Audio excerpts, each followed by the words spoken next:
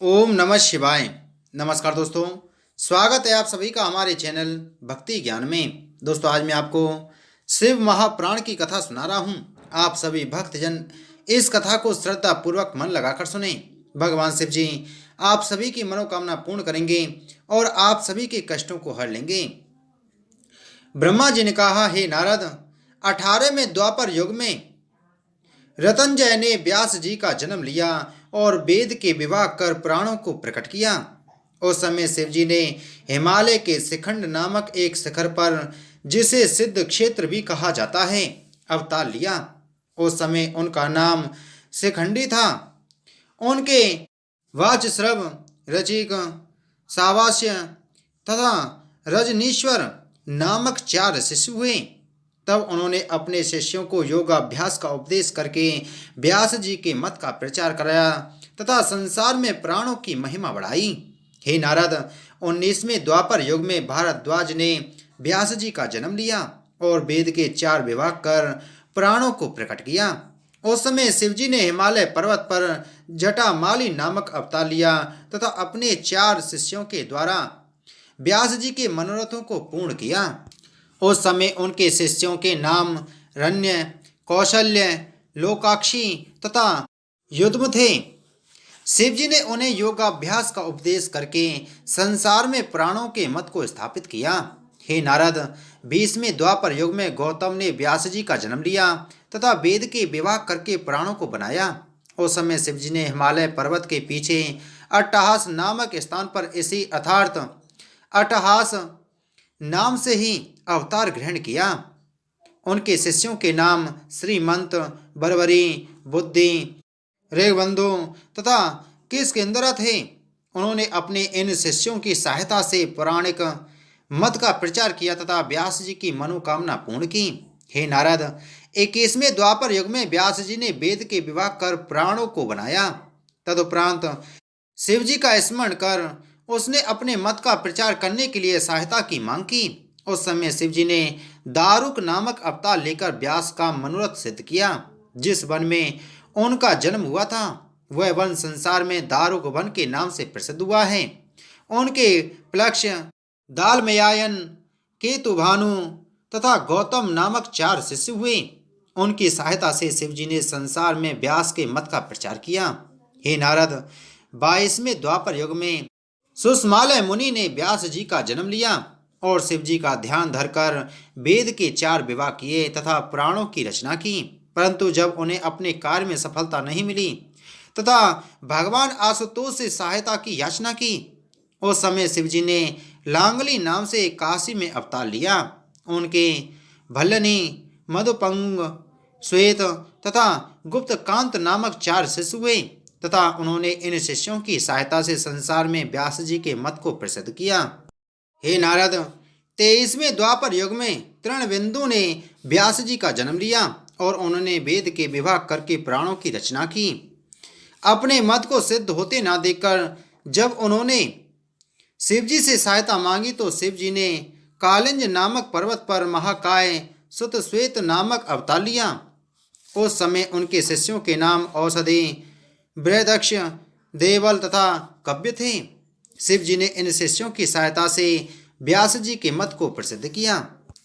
हे नारद, 24वें द्वापर युग में कुक्षी, जिन्हें वाल्मीकि भी कहा जाता है, ने व्यास जी का जन्म लिया। उन्होंने वेद के विभाग करके पुराणों को प्रकट किया। जब उन्हें अपने मत को फैलाने में सफलता नहीं मिली तो उन्होंने शिव जी की स्तुति करते हुए उनसे सहायता की याचना की। उस समय शिव जी ने नैमिष नामक वन में सूली नामक अवतार ग्रहण किया और व्यास जी की मनोकामना को पूर्ण किया। उनके शिष्यों के नाम शालिहात्र, सहजहोत्र, युवनाश्व तथा अहिर्वग्न थे।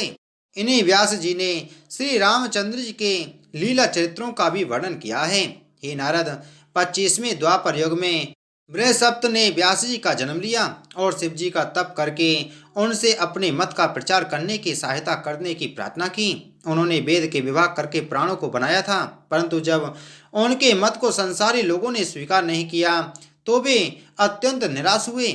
उस समय शिव जी ने डंडी मुंडी नामक अवतार ग्रहण किया। उनके शिष्यों के नाम बहुल, कुंडकर्ण, कुंभांड तथा प्रभात थे। इन्हीं की सहायता से उन्होंने संसार में प्राणों की प्रतिष्ठा कराई तथा संसारी मनुष्यों को योग मार्ग का उपदेश दिया। इन 25 में व्यास जी के पुत्र का ही नाम उपमन्यु था। उन्हें बाल्यावस्था से ही शिव जी की बड़ी भक्ति की थी। हे नारद, 26वें द्वापर युग में पाराशर ने व्यास जी का जन्म लिया। वे मेरे पौत्र तथा वैशंपायन के पिता थे। उनके समान शिव जी का परम भक्त अन्य कोई नहीं हुआ। उन्होंने वेद के 4 विभाग करके 18 पुराणों का निर्माण किया।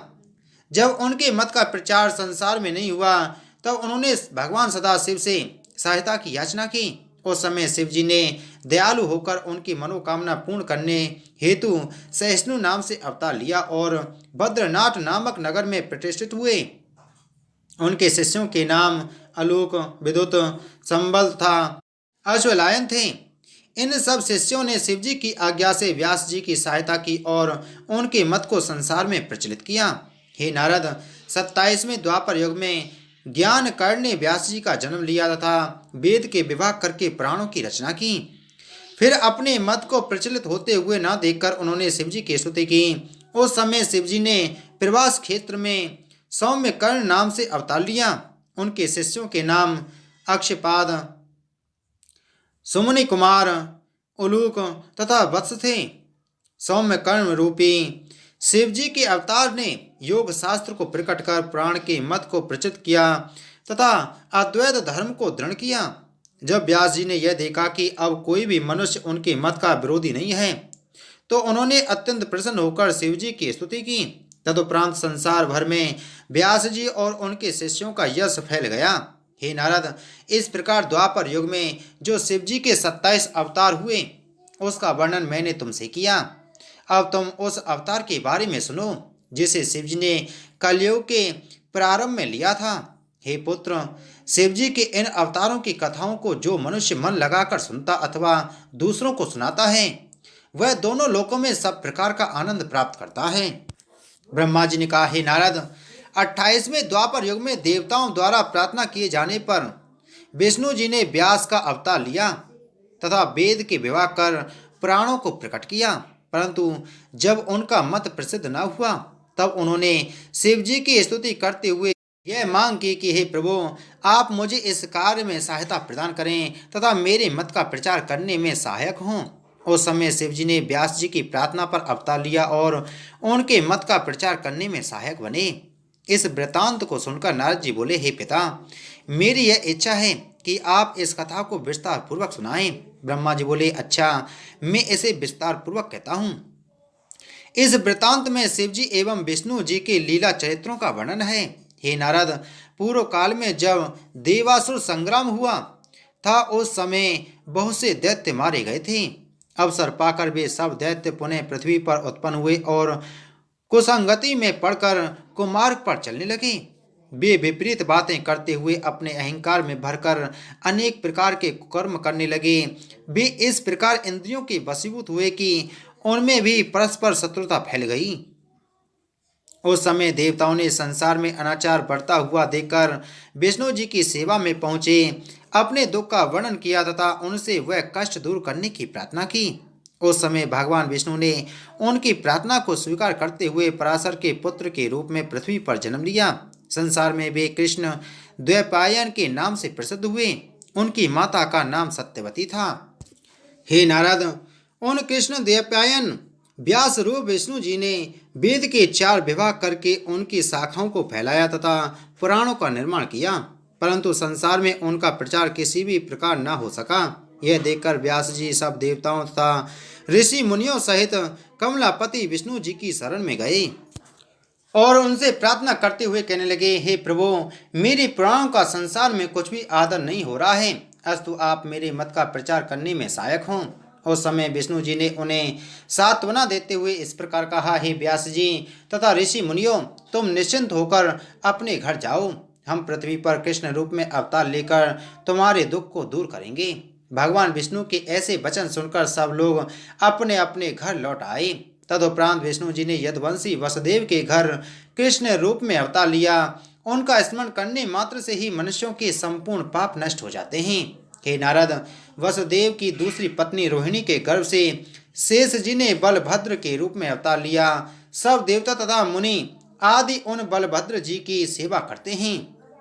अस्तु, श्री कृष्ण जी ने ब्रज में पहुंचकर जो चरित्र किए तुम उन्हें सुनो। उन्होंने यशोदा तथा नंद को अपनी बाल लीलाओं द्वारा अत्यंत प्रसन्नता प्रदान की तथा गोपियों को भी बहुत मोहित किया। पूतना आदि को जिन्हें कंस ने भेजा था, श्री कृष्ण जी ने मार डाला।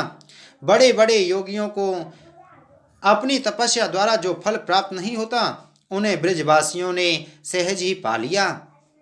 हे नारद, जब श्री कृष्ण जी 12 वर्ष के हुए तब वे बलभद्र जी के साथ मथुरा चले आए।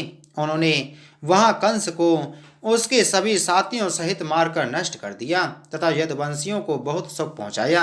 उन्होंने अनेक दैत्यों तथा शत्रुओं को मारकर अपने भक्तों की प्राण रक्षा की तथा जरासंध के बल एवं अहंकार का नाश किया। श्री कृष्ण जी के वंश की संख्या का वर्णन नहीं किया जा सकता। उनकी 16 सहस्त्र 108 रानियां थीं। उनसे 10-10 पुत्र उत्पन्न हुए थे।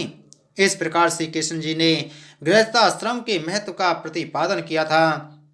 जब वे छोटे थे तब उन्होंने अपनी कनिष्ठिका उंगली पर गोवर्धन पर्वत को उठा लिया था।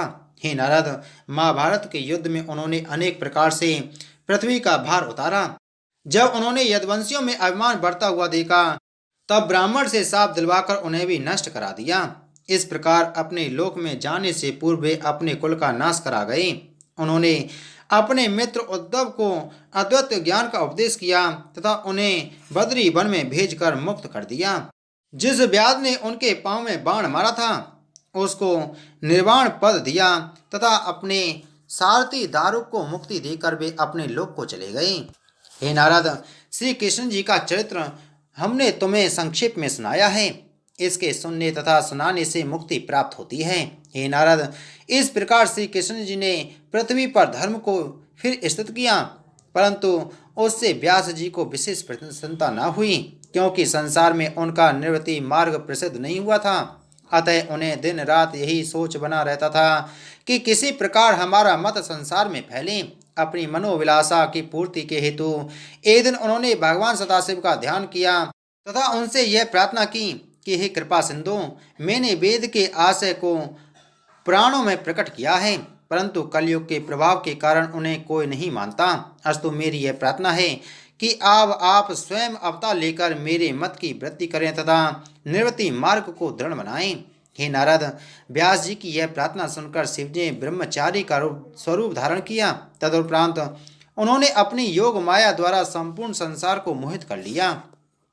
फिर वे उसी शरीर से शमशान में जा पहुँचे। वहाँ उन्होंने यह देखा कि एक मुर्दा पड़ा हुआ है, तो वे योग माया द्वारा उसके शव में प्रवेश कर गए और पर्वत की कंदरा में जाकर स्थित हुए। जब मुझे तथा विष्णु जी को यह वृतांत ज्ञात हुआ तब हम दोनों उनकी सेवा में जा पहुँचे और अनेक प्रकार से उनकी स्तुति करने लगे।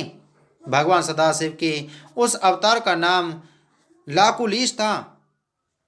जिस स्थान पर शिव जी विराजमान हुए थे उसे सिद्ध क्षेत्र अथवा कायाचत्वर कहते हैं। काकुलिस शिव ने उसे गर्ग, मित्र तथा रुंद नामक अपने 4 शिष्य बनाए और उनके द्वारा संसार में व्यास जी के मत को प्रकट किया। उस समय सब लोगों का दुख नष्ट हो गया तथा तीनों लोकों में आनंद की वृद्धि हुई। हे नारद, अब मैं तुम्हें इस सब वृतांत का सार सुनाता हूँ, जिससे तुम्हें यह ज्ञात हो जाएगा कि व्यास जी का अवतार किस प्रकार होता है। प्रत्येक द्वापर के अंत में विष्णु जी स्वयं अवतार लेकर वेद के विभाग करते हैं तथा प्रत्येक कलयुग के आदि में शिव जी अवतार लेकर उनके मत की स्थापना करते हैं। विष्णु जी प्रत्येक युग में 4 शिष्यों द्वारा वेद, योग तथा आश्रमों को प्रकट करते हैं और शिवलिंग का पूजन करके भस्म धारण करते हैं। हे पुत्र, हमने यह कथा विष्णु जी से सुनी थी। दधिवाहन अवतार से लेकर लाकुलिस अवतार तक शिव जी के 28 अवतार हैं तथा उनके कुल अवतारों की संख्या 42 है। जो प्राणी इस कथा को सुनता अथवा पढ़ता है वह भी मुक्ति को प्राप्त हो जाता है। बोलो शिव महापुराण की जय। बोलो शिव शंकर भगवान की जय। तो दोस्तों, अगर आपको कथा अच्छी लगी हो तो वीडियो को लाइक करें, वीडियो को ज़्यादा से ज़्यादा शेयर करें। अगर आप हमारे चैनल पर पहली बार आए हैं तो चैनल को सब्सक्राइब कर बगल में घंटी के बटन को जरूर दबाएं, जिससे हमारी आने वाली सभी वीडियो आप तक पहुंच सकें। ओम नमः शिवाय।